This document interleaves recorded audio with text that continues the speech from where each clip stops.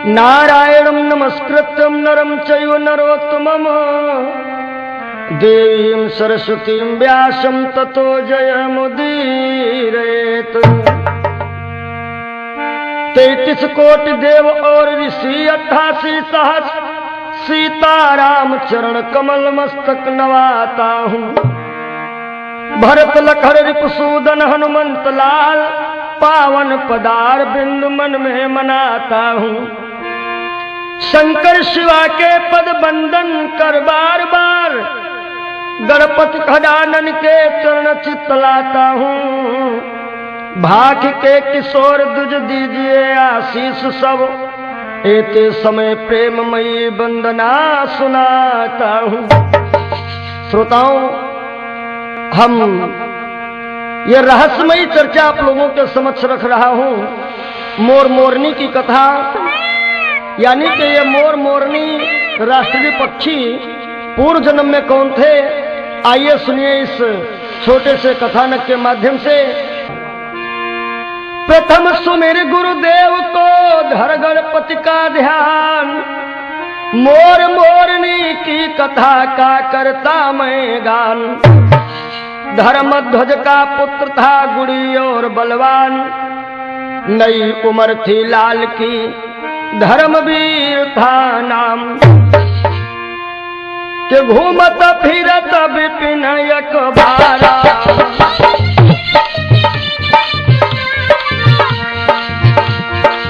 घूमत फिरत विपिन एक बारा।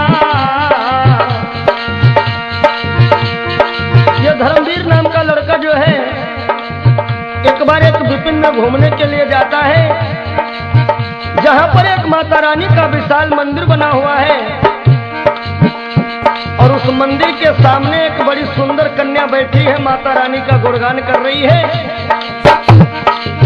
आज धर्मवीर ने जब उस लड़की को देखा तो धर्मवीर का मन जो है उस लड़की की तरफ खिंच जाता है। होता क्या है,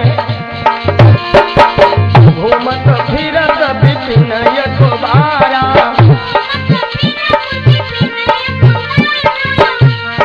घूमत फिरत विपिन एक बारा। उस कन्या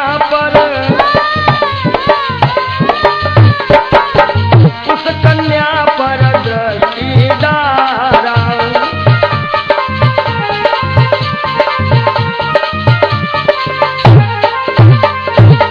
आज धर्मवीर जब उस लड़की को देखता है उसके ऊपर इतना आसक्त होता है, काहे के जिस चंद्रवती की चंद्र घटा चांद को चकित कर जाती थी, जिस चंद्रवती की चंद्र घटा चांद को चकित कर जाती थी, मानो मुख की उजली शोभा विजली का मान घटाती थी।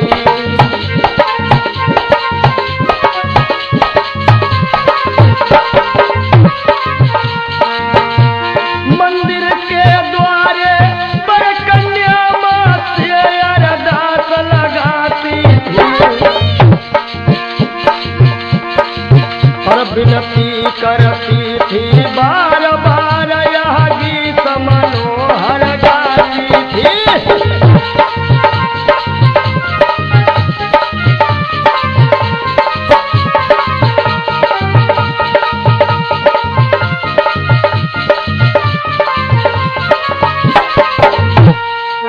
आज वो लड़की माता रानी के भवन में बैठी हुई मैया रानी से अरदास कर रही है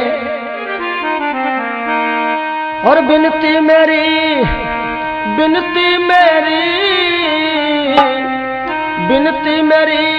स्वीकार करो अम्बे मैया, अम्बे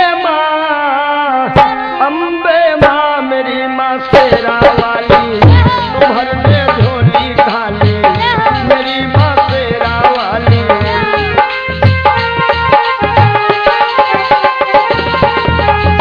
मोरे मनोरथ जानहुनी के बसहु सदा उर सब ही के।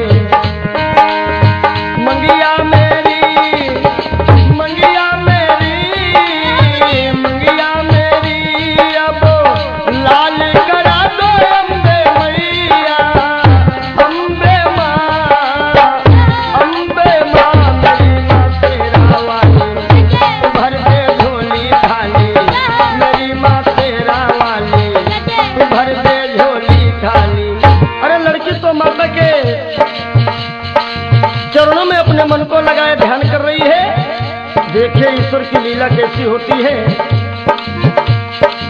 ईश्वर ने यह खेल रचाया,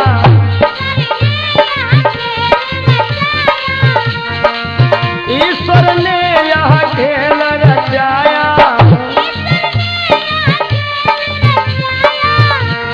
भैया राम जी, ईश्वर ने ये खेल रचाया, लड़के का मन, लड़के का मन उस पर आया।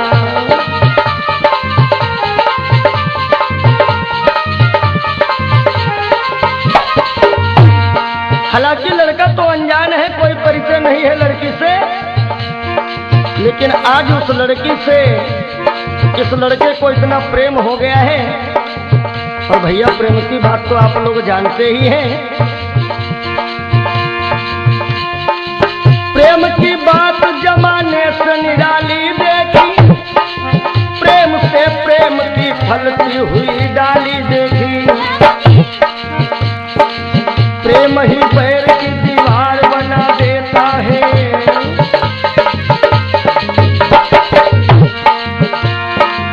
प्रेम ही पैर की दीवार बना देता है, और प्रेम पत्थर को भी भगवान बना देता है।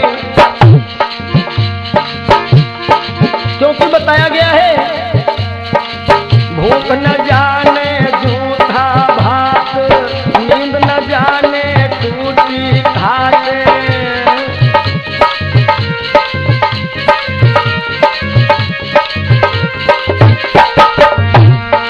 भूख न जाने जूठा भात, और नींद न जाने टूटी घाट। प्रेम न जाने जात कुजात,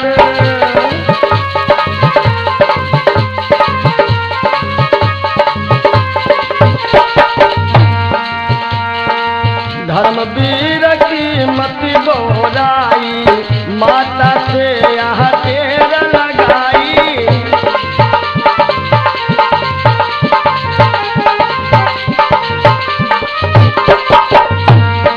आज धर्मवीर बोरा जाता है, उसके ऊपर इसका भूत सवार होता है, और होश को भुला करके जोश में माता रानी से कहता है, कसम खाता है, हे मैया, मेरी एक विनती स्वीकार करो।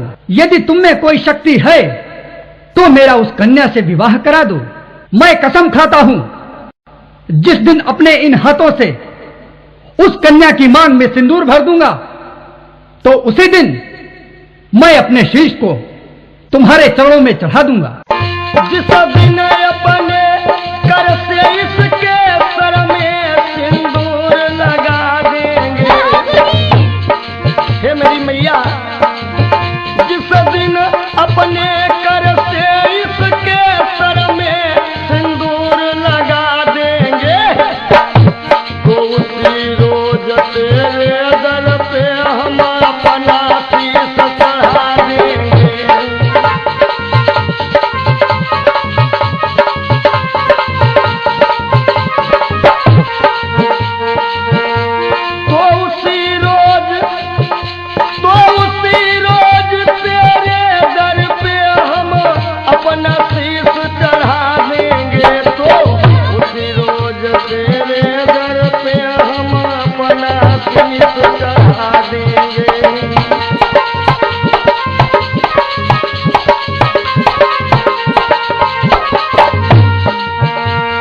आज इतना कह करके ये लड़का जो रहा अपने घर चला आता है। और मित्रों याद रखें कि 24 घंटे में एक बार सरस्वती सबकी जबान पर आती है, यानी कि इससे ये हम आप लोगों को ज्ञान मिलता है कि जब भी बोले थोड़ा सोच विचार करके बोलें। आज धर्मवीर अपने बाप के सामने आया और बेहाल बैठा हुआ है। धर्मध्वज कह रहा, बेटा धर्मवीर बड़ा उदास बैठे हो, बात क्या है? धर्मवीर रोने लगा, पिताश्री मैं विवाह करूंगा तो उसी लड़की के साथ में करूंगा, नहीं तो मैं आत्महत्या कर लूंगा। आज धर्मवीर का पिता धर्मध्वज बड़ा बेचैन होता है कि धर्मध्वज कन्या घर आए,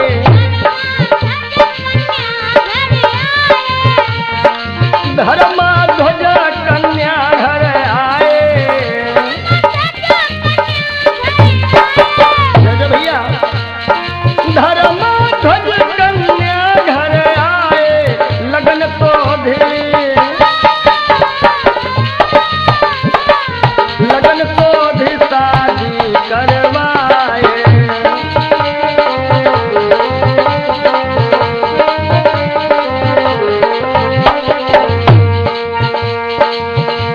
आज धर्मध्वज उस लड़की के घर पे जाते हैं, विवाह की सारी तैयारियां हो जाती हैं।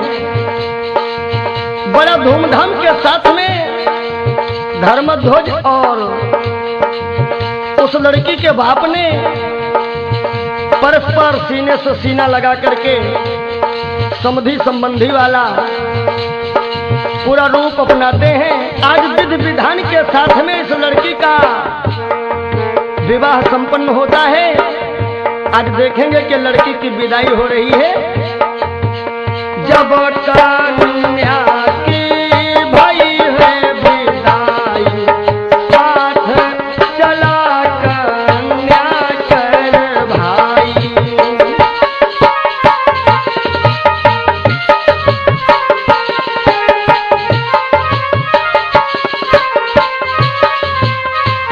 आज ये लड़की की विदाई हुई, लड़की का भाई भी साथ में चलने लगा। अब जरा ध्यान देंगे कि देखिए 3 लोग जा रहे हैं, ये नवयुवक धर्मवीर और उसकी पत्नी और धर्मवीर का साला यानी लड़की का भाई। होता क्या है कि माता का मंदिर नियर आया,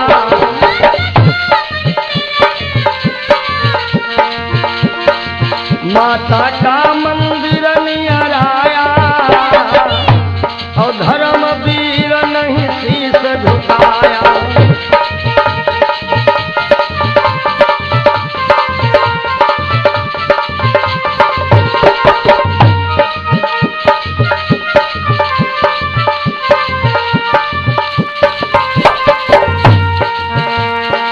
माता रानी ने विचार किया कि मैंने इसकी मुराद तो पूरी कर दी है, लेकिन ये तो हमें भूल करके और जा रहा है। सर काटना तो अलग रखो, सर झुकाने भी नहीं आ रहा है। क्योंकि ऐसा होता है ना, हरे राजा जोगी अग्नि जल इनकी उलटी रीति, राजा जोगी अग्नि जल इनकी उल्टी रीति यानी मतलब निकल गया, पहचानते नहीं। आज माता ने विचार किया कि हो सकता है धर्मवीर ने अपनी पत्नी का भी मुंह नहीं देखा है, क्योंकि लंबे घूंघट में थी ना। अब क्या हुआ, माता रानी ने ऐसा अपना प्रदर्शन दिखाया, बड़े जोर से एक हवा का झोंका आ गया, घट उलट गया, घूंघट पलटा, देखा गजगामिनी बैठी है।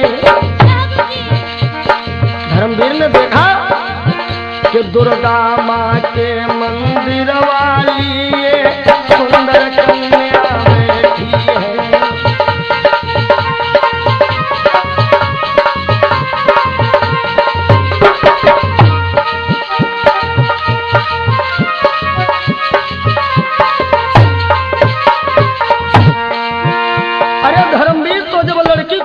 उधर उस मंदिर को देखा, विचार करता है ये वही मंदिर है और ये वही लड़की है। धर्मवीर अपने साले से कहता है कि तुम अपनी बहना के पास में बाहर ही बैठो और हम थोड़ा मंदिर को जाते हैं। धर्मवीर मन में घबराया, भैया राम जी, धर्मवीर मन में घबराया,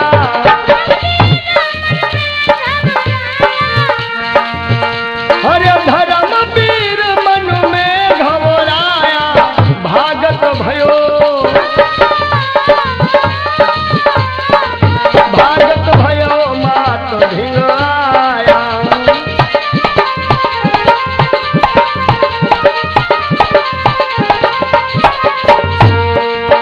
आज धर्मवीर माता के सानिध्य में आया और कहने लगा, मैया भाई ये शादी विवाह तो किस्मती खेल है और हमारी किस्मत में वो लड़की थी तो हमें मिल गई, अब मैं शीश तो चढ़ाऊंगा नहीं। मंदिर से धमाके की आवाज आई। माता रानी कहती है, धर्मवीर याद रख, यदि तू मेरा खप्पन नहीं भरेगा तो तेरा सारा परिवार में नष्ट करके रखूंगी। हाय हाय, धर्मवीर इतना घबरा गया तो झट शीश काट कर धर्मवीर माता के चरण में चढ़ा दिया। झट शीश काट कर धर्मवीर माता के चरण में चढ़ा दिया और मानो सच्चे मन से उसने माता में मन को लगा लिया।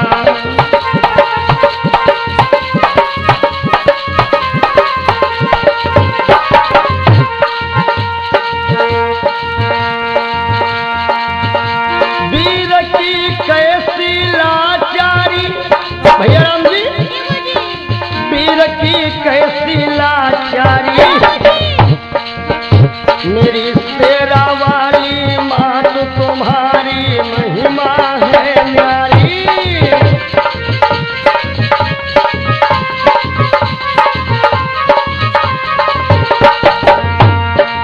महिमा है न्यारी कि मैया महिमा है न्यारी, मेरी मेहरा वाली मात तुम्हारी महिमा है न्यारी।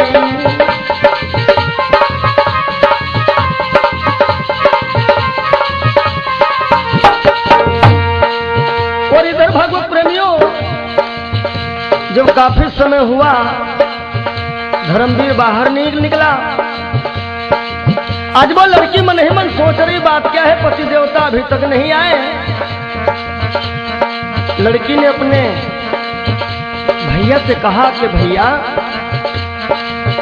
अरे जाके देखो तुम्हारे बहनोई अभी तक नहीं आए हैं। और आज जब इस लड़की का भाई मंदिर के अंदर जाता है, गजब हो गया। तब कन्या ने भाई भेजा, देख खून फट गया कलेजा।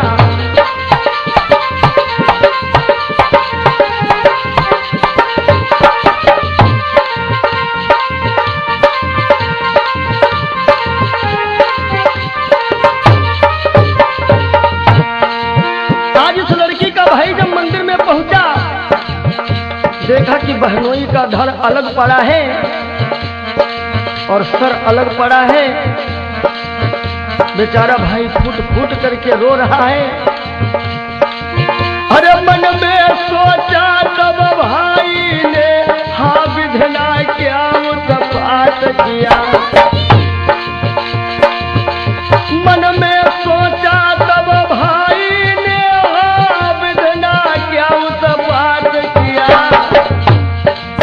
और सोचेगी बहना मन अपने भाई ने पति को मार दिया।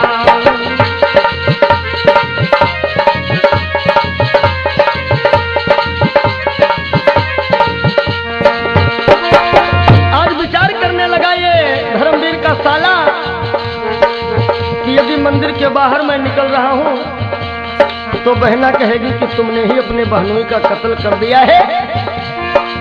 इसलिए कि तलवार उठाकर भाई ने अपने भी शीश को काट दिया। वाह रे माता रानी तेरी लीला।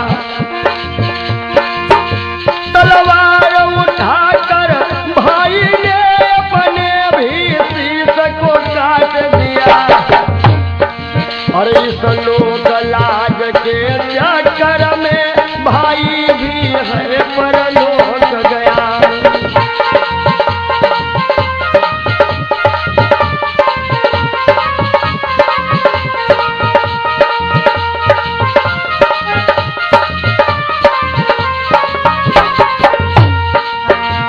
जब भैया भी मर जाता है, लड़की ने देखा कि मंदिर के बाहर खून की बड़ी विकराल धार निकली। हाय हाय, लड़की घबराई और दौड़ती ही माँ के मंदिर में पहुंची, जहां पर 2 लाशें पड़ी हुई हैं। दोनों लाशों को देख करके कन्या फूट फूट करके विलाप कर रही है, रो रही कि हे मेरी मैया।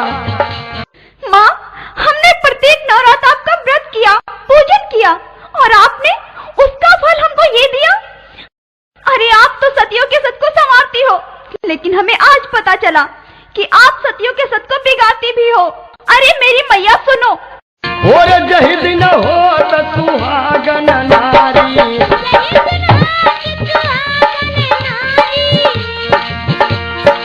जहि दिन होत सुहागन नारी, अरे पहले पूजा करत तुम्हारी।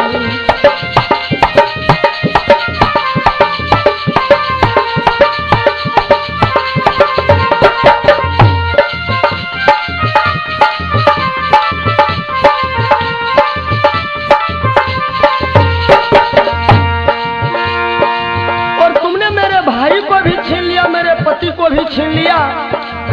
मैया, बिना पति के मेरा जीवन जीना तो बार बार धिक्कार है, क्योंकि एक पत्नी के लिए पति क्या है सुनिए जरा। अरे पति तन मन धन पति श्रृंगारा, भैया राम जी, पति तन मन धन पति श्रृंगारा,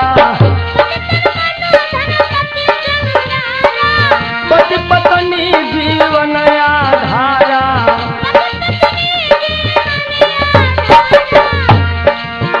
और नारी धर्म व्रत देवन दूजा करहि निरंतर, करहि निरंतर पति पद पूजा।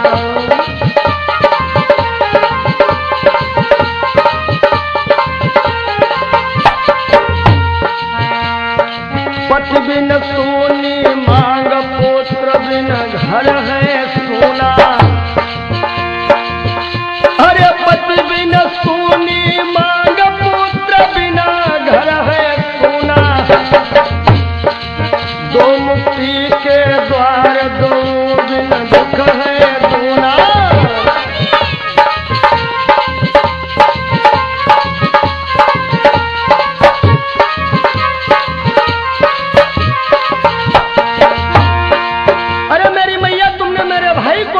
अकेला ही भाई था और मेरे पति को भी छीन लिया है,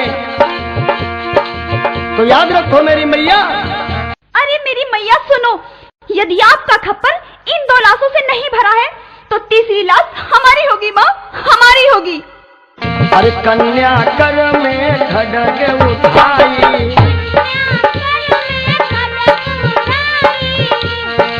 और कन्या कर में खड्ग उठाई,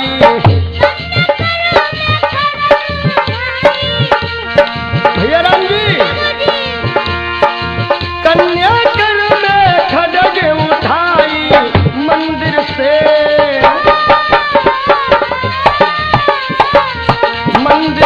प्रगति तब माई।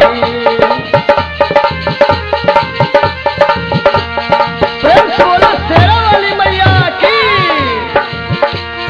बोलो साचे दरबार की। कन्या कर में खड्ग उठाई, मंदिर से प्रगति तब माई।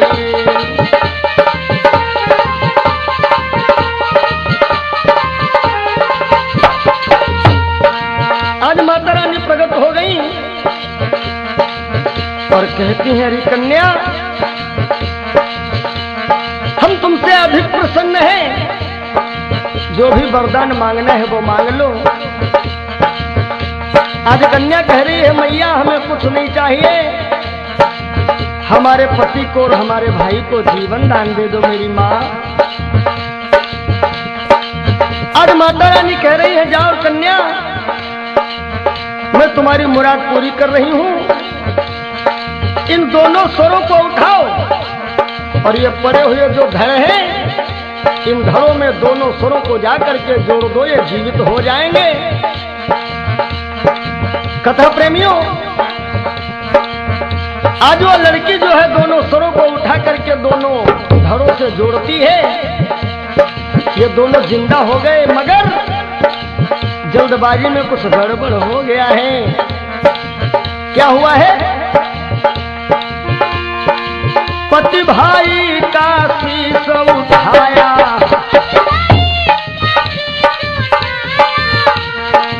पति भाई का शीश उठाया, धड़ों से जाकर जब ही मिलाया।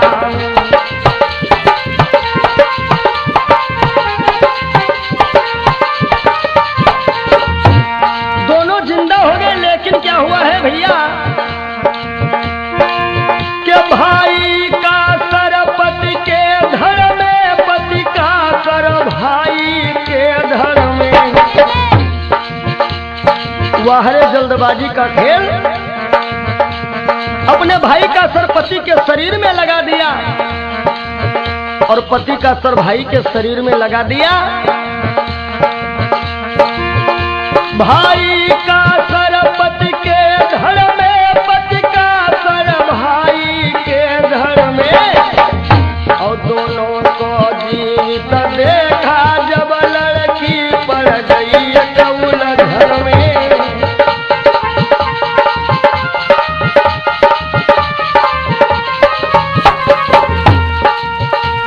अब जब ये दोनों जिंदा हो गए, लड़की तो उलझन में पड़ गई, दो में से किसके साथ में जाऊं जो कि सती भी हो सकूं और पुत्रवती भी हो सकूं,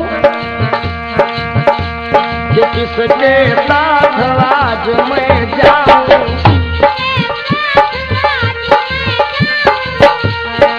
कन्या विद्वानों से प्रश्न कर रही है, पूछ रही है, किसके साथ आज मैं जाऊं, किसके साथ आज मैं जाऊं, होकर सती को मैं पाऊं।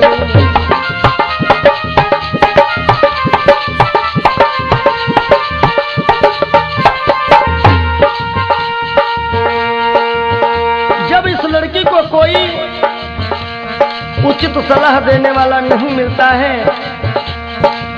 तो आज ये लड़की माता रानी के मंदिर में आकर के और पुनः मैया रानी से प्रार्थना करती कि हे मेरी मैया, कि दुश्मन है सारा जमाना, हे अम्बे मैया हमें ना भुलाना। दुश्मन है सारा जमाना, हे अम्बे मैया हमें ना भुलाना।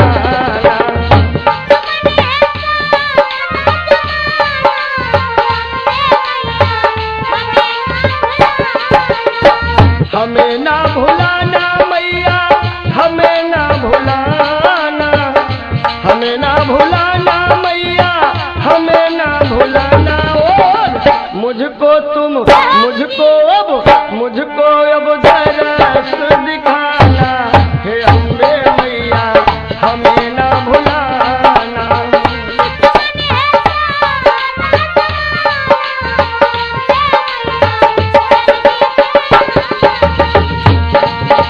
और हे मेरी मैया, अपने सारे हो गए पराए, क्योंकि बनी के चेहरे पे लाखों निशान होते हैं, और जब बनी बिगड़ जाती है तो दुश्मन हजार होते हैं। अपने सारे हो गए पराए, कोई नहीं मैया प्यार जताए, कोई नहीं मैया प्यार जताए। अब मेरा दुखड़ा मिटाना, हे अम्बे मैया जल्दी से आना। दुश्मन है सारा जमाना, हे अम्बे मैया हमें न भुलाना।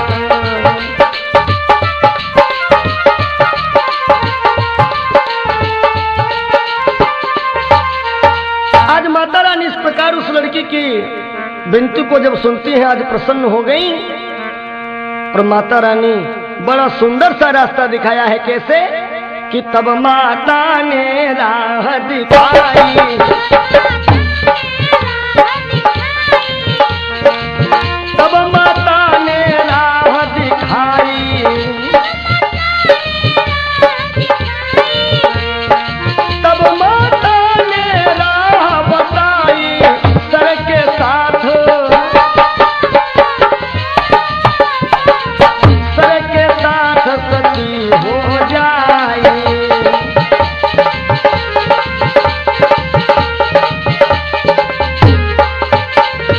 लड़की कह रही है कि हे मैया, ये बात तो आपकी सत्य है।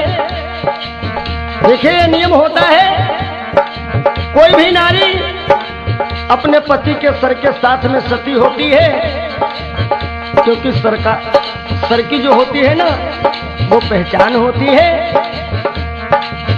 लड़की कह रही मैया, सर तो पति का है, सती तो हो जाऊंगी, लेकिन शरीर तो भाई का है, मैं पुत्रवती कैसे बनूंगी? माता रानी ने कहा, पुत्रवती तू बनेगी भोग से नहीं बल्कि योग से, यानी कि शरीर से शरीर का बिना संपर्क किए हुए ही तो मां बन जाएगी। और अगले जन्म पुत्र तुम पाओ,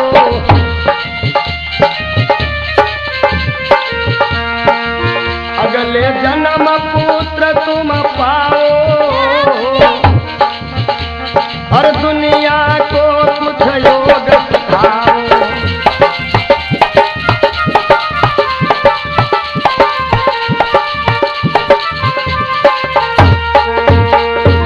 अगले जन्म में तुम माता बनोगी। मेरे कथा प्रेमियों श्रोताओं, उस लड़की ने और धर्मवीर ने अपने उस चोले को छोड़ दिया, और वही दोनों अगले जन्म में क्या होते हैं कि माता दुर्गा की कृपा से चितचोर हो गए। माता दुर्गा की कृपा से और चितचोर हो गए। अगले जन्म में मोरनी और मोर हो गए।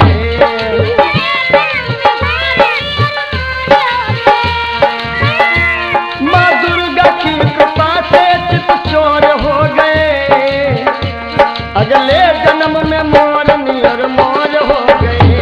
हाय मोर हो गए।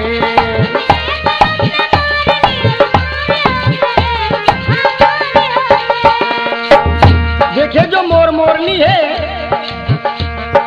इनके जब बच्चे होते हैं भोग से नहीं बल्कि योग से, यानी शरीर से शरीर का संपर्क नहीं होता है। इसीलिए भगवान श्याम सुंदर मुरली मनोहर, इनके मुकुट में मोर का पंख लगा हुआ है। मोर का पंख मतलब योगी का प्रतीक है। मोर का पंख, ब्रह्म भी भोगी नहीं है, योगी है। ठीक इसी प्रकार मोर पक्षी भी भोगी नहीं है बल्कि योगी है। भगवान के घर देर है, अंधेर नहीं है, अंधेर नहीं है।